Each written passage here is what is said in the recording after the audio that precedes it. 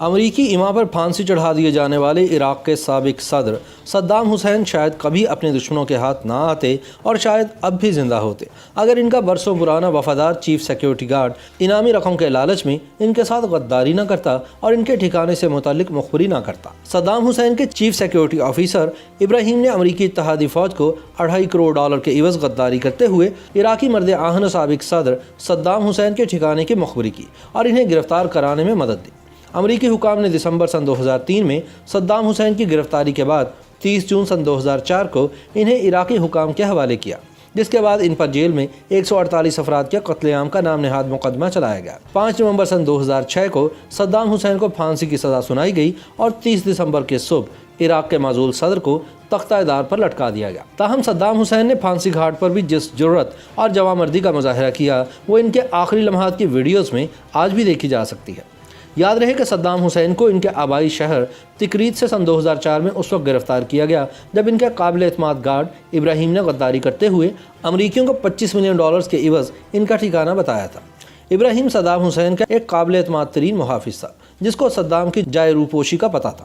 بتایا جاتا ہے کہ اس نے خود امریکی حکام سے رابطہ کر کے انہیں آفر کی کہ وہ صدام کے خفیہ ٹھکانے کا راز افشا کر سکتا ہے۔ تاہم کچھ اور ذرائع دعویٰ کرتے ہیں کہ امریکیوں نے ابراہیم کے سارے خاندان کو اٹھا لیا تھا، جس کے بعد اس کے پاس صدام حسین کا ٹھکانہ افشا کرنے کے علاوہ اور کوئی چارہ باقی نہیں بچا تھا۔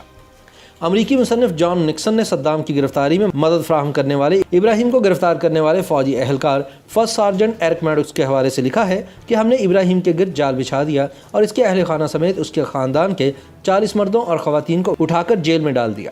اس کے بعد ابراہیم کو یہ پیغام بھجوایا کہ اگر اس نے صدام کے حوالے سے تعاون نہ کیا تو وہ خود بھی مرے گا اور اس کے اہل خانہ بھی موت کے منہ میں چلے جائیں گے۔ اس پیغام کے بعد ابراہیم ٹریس ہو گیا اور اس نے صدام کی گرفتاری کے لیے تعاون کرنے پر اتفاق کیا۔ اپنے باس کی مخبری کر کے ابراہیم نے نہ صرف اپنے اہل خانہ کو امریکیوں کی قید سے آزاد کروایا بلکہ $2.5 کروڑ کا انعام بھی حاصل کیا۔ امریکی لکھاری جان نکسن نے اپنی کتاب صدام سے تفتیشی سوالات میں بتایا ہے کہ اتحادی افواج کو صدام ہی کے ایک محافظ نے مخبری کر کے گرفتار کرایا تھا اور اس کے بدلے محافظ ابراہیم کو $2.5 کروڑ کا انعام بھی دیا گیا تھا۔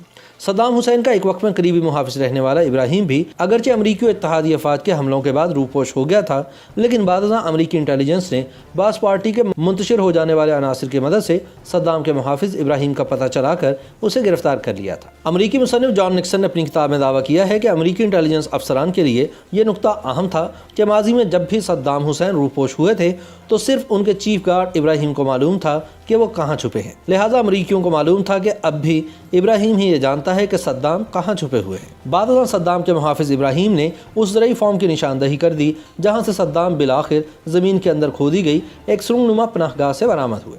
یاد رہے کہ صدام نے سن 1958 میں بھی عراقی وزیر اعظم عبدالکریم قاسم کے خلاف ایک ناکام بغاوت اور قاتلانہ حملے کے بعد اسی فارم میں پناہ لی تھی۔ کچھ ذرائع کا یہ بھی کہنا ہے کہ ابراہیم نے پہلے ڈیل کی، پھر امریکیوں کو یہ درخواست کی کہ میرے خاندان کے تمام افراد کو حفاظتی تحویل میں لیا جائے اور اس کے بعد صدام کے ٹھکانے کی نشاندہی کر کے انعامی رقم وصول کر لی۔ بتایا جاتا ہے کہ امریکی ٹیم نے جب دریائے دجلہ کے مشرقی سمت میں واقع معروف مقام الدور میں ایک فارم پر چھاپا مارا اور علاقے کو گھیرے میں لے کر کم از کم 3 مقامات کی تلاشی لی تو صدام حسین ان کے ہاتھ نہیں آیا۔ تاہم جب ایک قدیم فارم کے ساتھ موجود پرانے مقام میں فوج داخل ہوئی تو ایک ایسا فرد ملا جو فارم کا مالک تھا۔ اس نے فارم میں صدام کی موجودگی سے صریحاً انکار کر دیا۔ چنانچہ امریکی صدام کے مخبر محافظ ابراہیم کو موقع پر لے آئے، جس نے باغ میں ایک مقام پر چٹائی پر اپنا پیر مارا اور چیخ کر کہا کہ یہاں چھپا بیٹھا ہے صدام۔ یہ کہہ کر ابراہیم نے اس چٹائی کو اٹھا پھینکا جس کے نیچے ایک تہہ خانہ تھا۔ امریکی کمانڈوز بندوقیں نکال کر تہہ خانہ نما جگہ میں گھس گئے اور پھر اس میں موجود صدام حسین کو باہر نکالا۔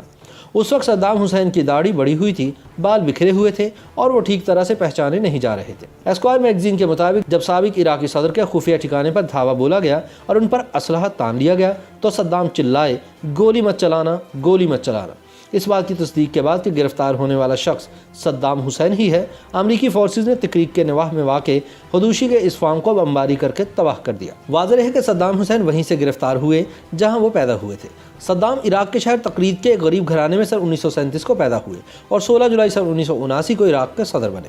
انہوں نے 19 اپریل سن 2003 تک عراق پر بلا شرکت غیر حکومت کی۔ جب 11 ستمبر کے حملوں کے بعد عراق کو سرکش ریاست قرار دیا گیا تو امریکی صدر جارج ڈبلیو بش، برطانوی وزیر اعظم ٹونی بلیئر اور اتحادی ممالک نے دعویٰ کیا کہ صدام حسین وسیع پیمانے پر تباہی پھیلانے والے ہتھیار حاصل کر رہے ہیں جو خطے میں مغربی مفادات کے لیے نقصان دہ ہیں۔ چنانچہ اتحادی افواج نے مارچ سن 2003 میں عراق پر حملہ کر کے صدام کی حکومت ختم کر دی، جبکہ ان کی گرفتاری کا اعلان دسمبر سن 2003 میں کیا گیا۔ امریکی حکام نے صدام حسین کی گرفتاری کے بعد 30 جون سن 2004 کو انہیں عراقی حکام کے حوالے کر دیا تھا، جس کے بعد ان پر سن 1982 میں 148 افراد کے قتل عام کا مقدمہ چلایا گیا اور بالآخر سزائے موت سنا دی گئی۔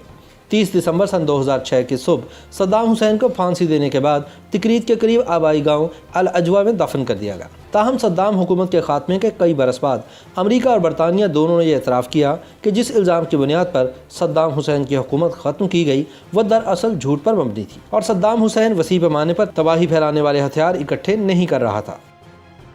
YouTube پر گوگلی نیوز دیکھنے کے لیے youtube.com کی سرچ بار میں googly news T V type کریں۔ گوگلی نیوز کے پیج پر سرخ رنگ کے سبسکرپشن والے بٹن پر کلک کرنا نہ بھولیے۔ YouTube پیج پر اپلوڈ ہونے والی ویڈیوز سے باخبر رہنے کے لیے بیل آئیکن پر کلک کیجیے۔ آپ کو ہر نئی ویڈیو کے بارے میں نوٹیفیکیشن موصول ہو جائے گا۔